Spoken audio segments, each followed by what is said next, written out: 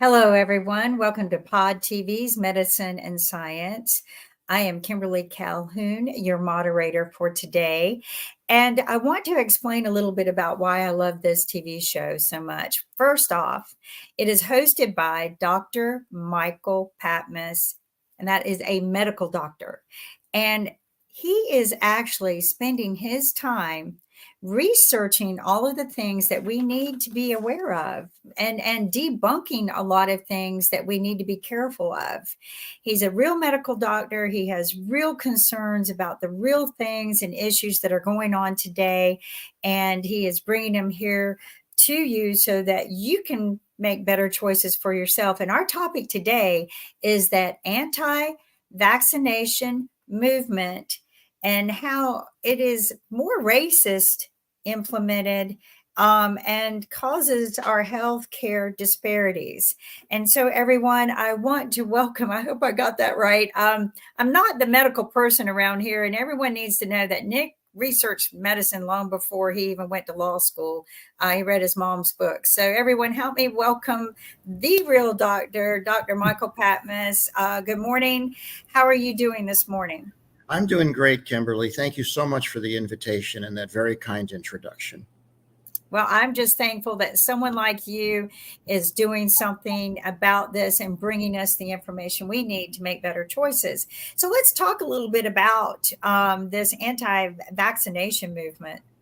So this is a very interesting, the topic I have to share with you and your viewers today is really an untouched topic. I can't find or have not seen anywhere in the media or in the literature where anyone has specifically addressed this point that I'm going to raise today. But my point today, it has to do with what's called race-based healthcare disparities or racially influenced healthcare disparities. What is that? Well, I can tell you that throughout medicine and throughout academic medicine for the last 20 years or so, this issue of race-based disparities in outcome has really been a very big topic of discussion. It's covered extensively, talked about extensively at medical schools, teaching hospitals. There's a lot of interest in this, a lot of research interest in this, trying to understand why we're seeing this. And basically what it is differences in health outcomes that cannot be explained by anything other than race. And it's very alarming and very disturbing.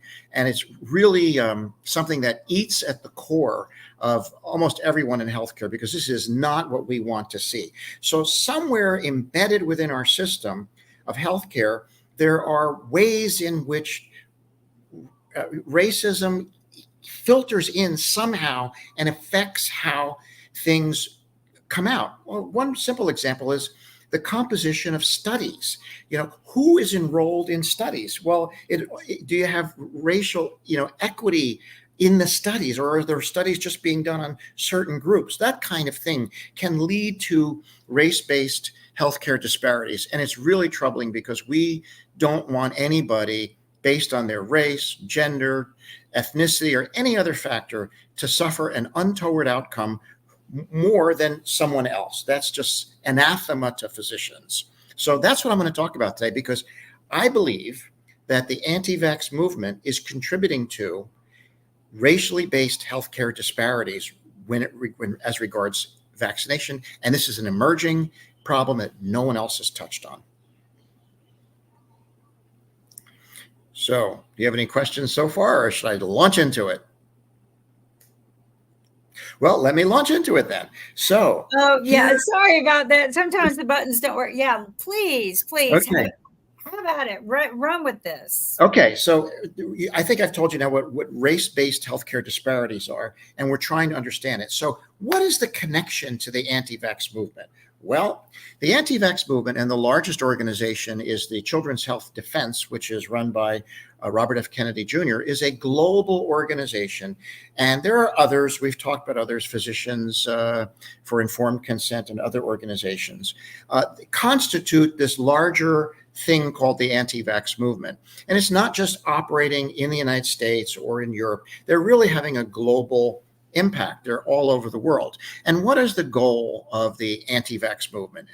To quote them, the anti-vax movement is all about removing the requirement to be vaccinated. What they want to see is the removal of required mandatory vaccinations for school children. They're very actively discouraging vaccination. They want to say that it's your choice.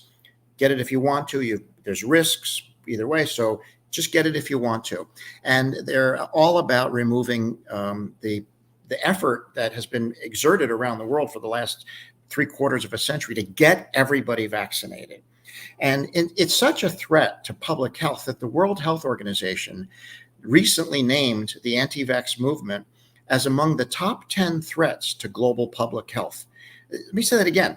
The World Health Organization has identified the anti-vax movement as one of the top 10 threats to global public health. What are some of the other top 10 threats? Things like war, famine, drought.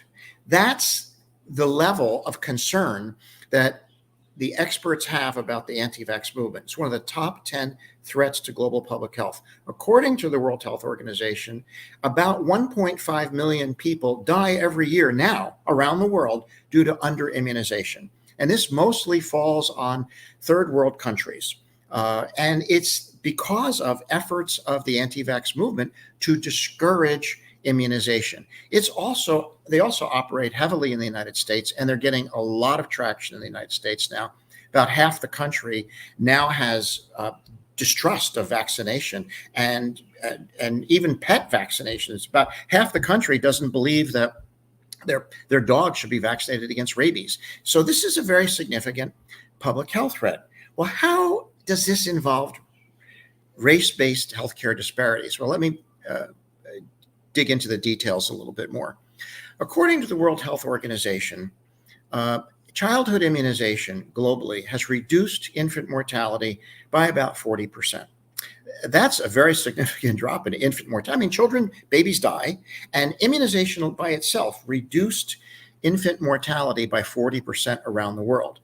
But it reduced infant mortality in Africa by 54%. So more benefit accrued to people in Africa than in the rest of the world, which tells you the importance of childhood immunization and contagious diseases in Africa and other parts of the world that may be resource constrained.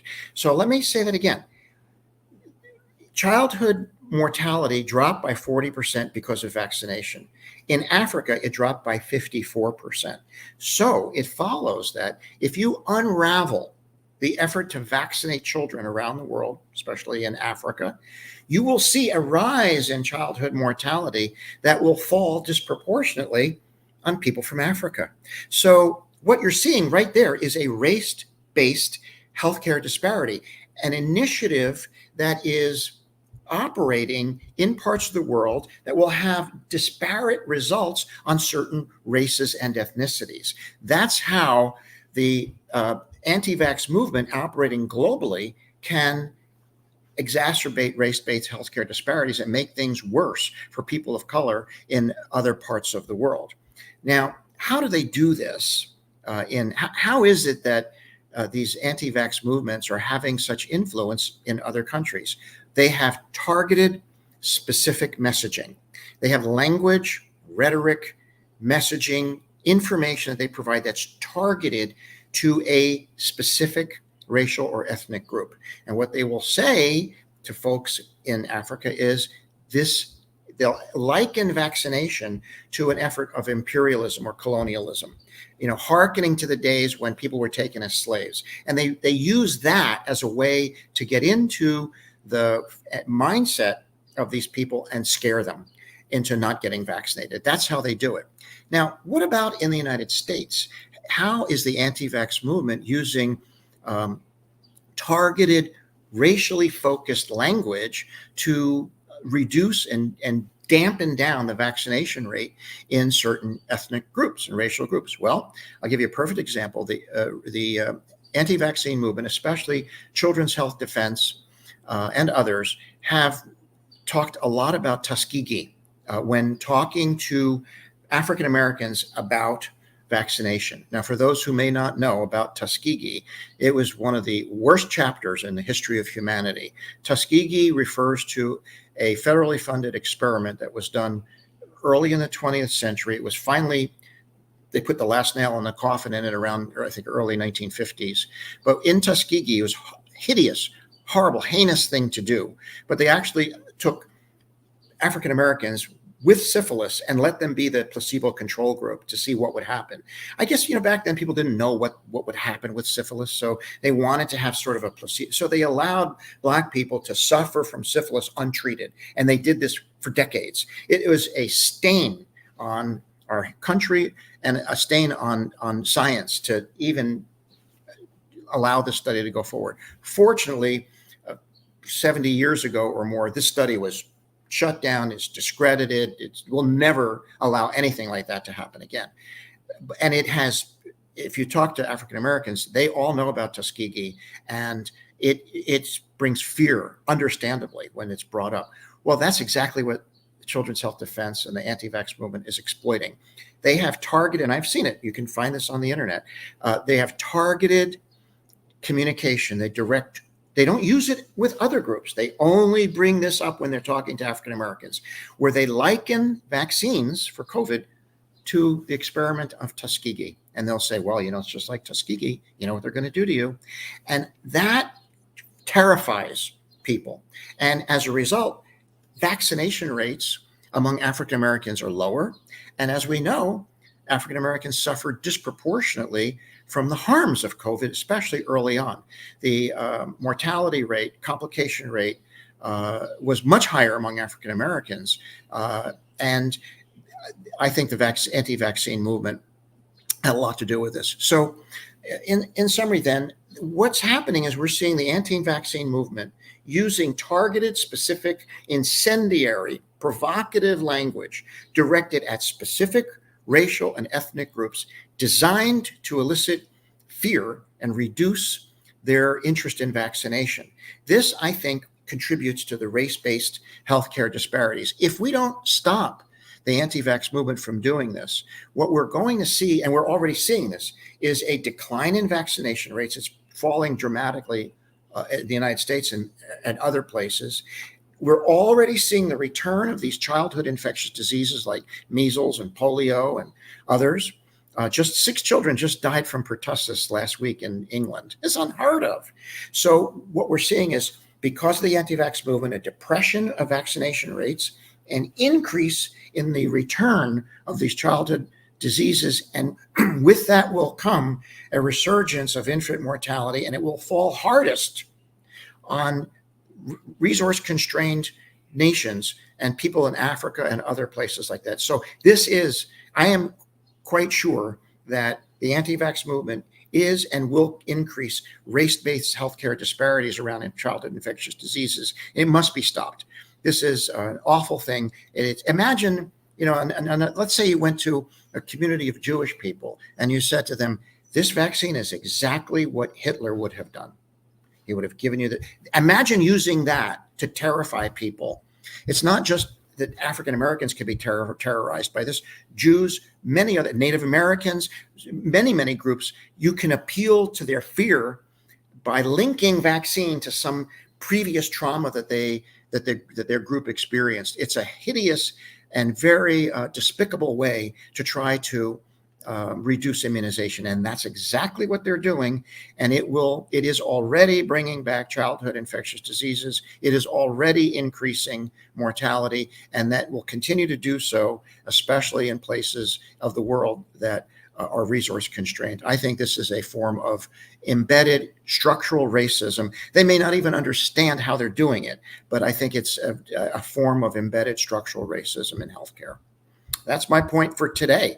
Well, and I couldn't agree with you more. It's very interesting to me that certain people are using their skills, their power to do something like this, and it almost seems more political driven than it does just racism, right? I mean, I see it as that, but where do you actually go to look and find this information? I mean, can we help other people see where they can read up more on this? Well, the first place you don't want to get your information from, or at least trust your information from, is from the internet. And that's what most people are doing. Most people now, especially younger generations, they get their information from social media. They're getting their information from TikTok and Instagram and Facebook as if that's some sort of reliable source of information. So for the general public, they have to understand social media is not where you go for credible, reliable information. A Google search, Google just pulls up whatever is there. Just because you do a Google search doesn't mean you're getting good information. So the first thing for the lay public is not social media. There are reliable sources for the lay public. Most medical centers, academic medical centers like Cleveland Clinic, Mayo Clinic, Harvard Medical School, they have websites with information for patients. I would say go to those places first, and go to your doctor. Your doctor should be a reliable source of evidence-based information. Now, here's where we run into a problem. A lot of doctors are misled too, because especially doctors who haven't trained in recent years or haven't been around an academic environment, they may be getting information from questions. We have doctors nowadays who are getting their information from Facebook. It's unthinkable. For physicians, where do we go? If you're in a medical school or in a residency program, you're a professor, you're teaching medical residents, how do you know what to do? You use UpToDate. UpToDate is the tool now around the world used in medical education for doctors training doctors to know what's the current best treatment for this, that, or the other thing. UpToDate filters out all the junk science. It's like a decanting wine. It filters out the sediment, and what you are left with is the quality information. That's where doctors need to turn to UpToDate for quality information, and the lay public turn to your doctor. Hopefully they're using UpToDate. So, UpToDate is a tool which doctors can utilize that interconnects the doctors. Do you actually exchange information on there? You can, but it's really mainly a repository of evidence-based information that's summarized, and it's maintained in real time. Let me just say that again. It's maintained in real time. So let's say that I am an author in UpToDate, and my topic where I'm an expert is infection prevention of COVID. My job there would be to review the literature every day and Right. update the topic summary in real time, filtering out the junk according to a standardized process and leaving only behind quality information. So that way, if a doctor wants to know, what's the latest with thyroid nodules, or what's the latest with COVID, or the latest with on rabies, you go to UpToDate. The information there is current as of today. That's how current it is. If you're not using UpToDate, you are not up to date. And that's a good term. I mean, I would have never come up with UpToDate as a name, but I mean, I think that is great because we need that kind of information being shared. And knowing that this exists actually makes me feel more confident about when I visit my doctor. I mean, because I didn't know this is available to doctors. I just thought that they live off of their own basic knowledge. And so this is wonderful. This is like global information. Kimberly, you're going to love this. Half the half-life of medical information is about 4 years. So about 4 years after you graduate medical school, half of what you learned is already obsolete. You have to stay up to date, and it's got to be evidence-based and day-to-day. And it's very hard to do that. You can't rely on medical journals by the time they're published, or medical textbooks by the time they're published or out of date. Journals are great, but who has time to read a stack of journals? UpToDate makes it easy for doctors to stay up to date. And we have a lot of doctors now who still don't use UpToDate, don't know about it, and they're getting incorrect information from fake experts with false resumes who are on social media posing as experts, and no one is calling them out. Well, we are. So, and that's one of the things I love about you is that we are debunking a lot of misinformation out there and just trying to make people think about things before they make decisions, give them information to make better decisions. There's good information, reliable information. Go to your doctors, Ask your doctor. I'm going to ask my doctor. Do you use up to date? I mean, I'm going to go see my doctor tomorrow, and that's going to be the first question out of my mouth. And I hope he says yes. well, I mean, they are at Duke, so I hope they do. Because I I just find this fabulous because you just never know what changes. It's like you said, you just never know. Somebody might find an answer to your problem, and it's right there, and it's up to date. So, The pace of change in medicine is approaching the speed of light. What that means is that with the electronic age we live in, information moves very fast.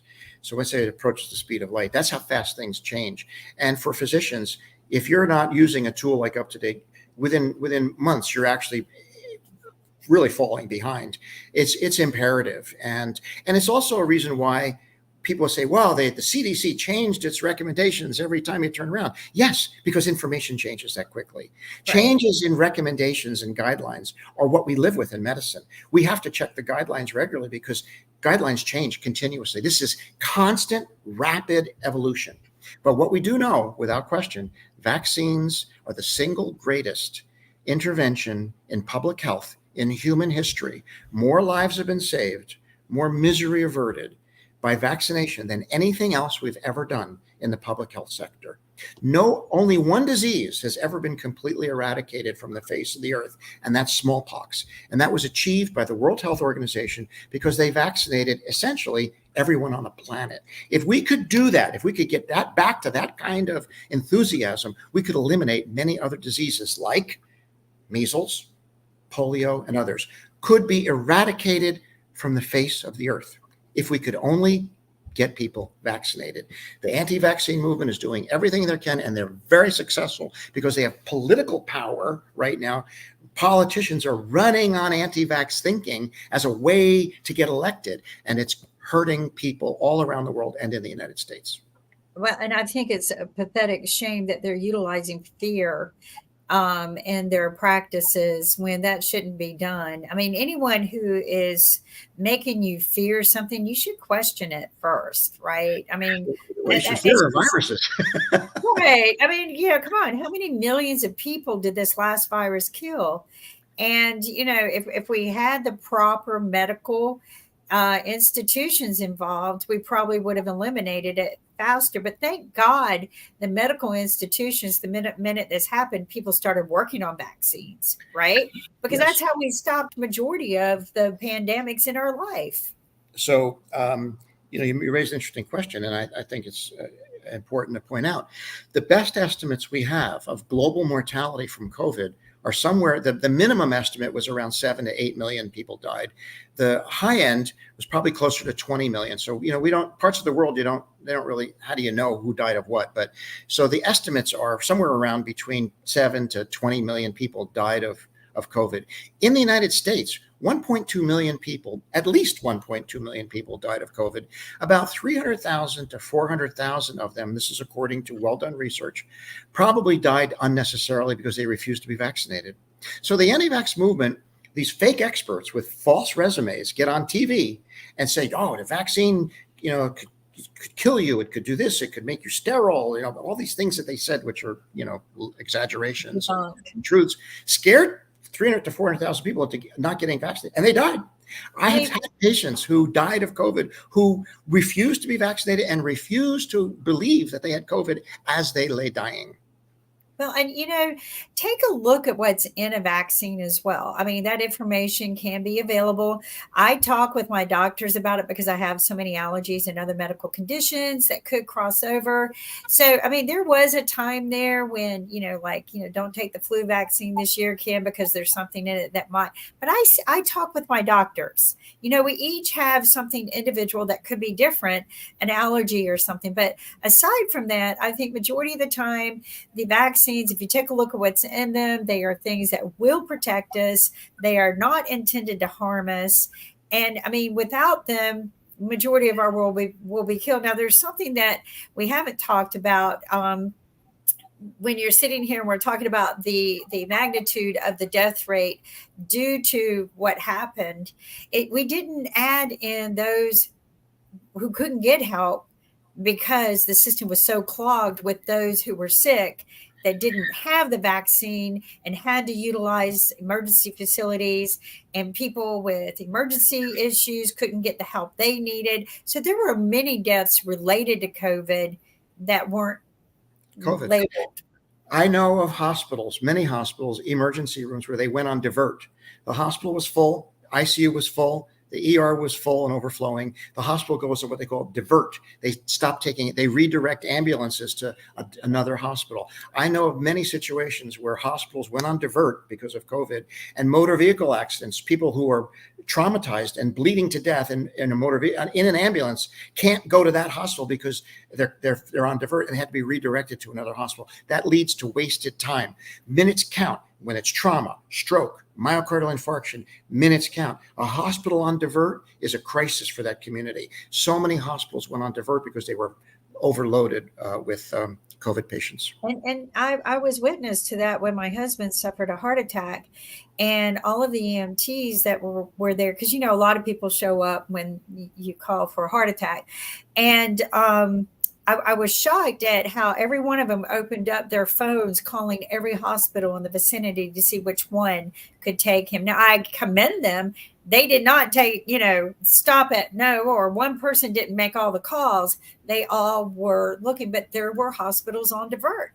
And my mind couldn't fathom that. Yeah. Like, my heart couldn't fathom that my husband wasn't going to be able to get help because the hospitals were COVID overran.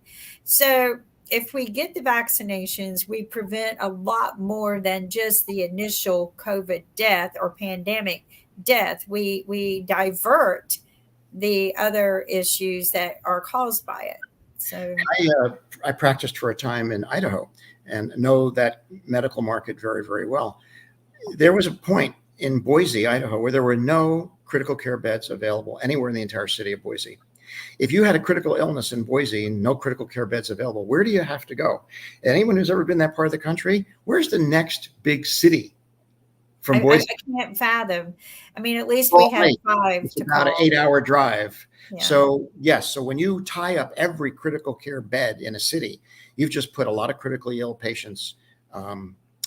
You just hung Well, them out. not to mention all of the frontliners and first responders who had to deal with this disease up front first and were sick from it themselves, losing friends and family from it, and still trying to do their job. Yes. Overwhelmed, overworked. But we can prevent that by not listening to the fear tactics, by understanding that a lot of the fear tactics are not for your good. Take the vaccine, talk to your doctor before you do, like I do. If you have a fear of it, find out what's involved with it. But trust me, the doctors will work with you. They want this. And if your doctor wants this, you should do it. And you know, it's very important. And you know, Dr. Michael, thank you. I call you Dr. Michael. Um, but thank you so much for doing this research and being so outward about it. We're going to help push this as much as possible. Unfortunately, we're at the end of our 30 minutes. But everyone, you know what we say here at Pod TV: if you stay healthy, you'll stay wealthy. And I look forward to seeing you guys next Wednesday at 2 o'clock. You know, normally it's between 2 and 3:30. We're still working out our new technology here, but we look forward to seeing you guys. We'll be replaying this information over and over so that we get the word out there. Stay healthy so you stay wealthy. Take care, everyone. Aloha. Aloha.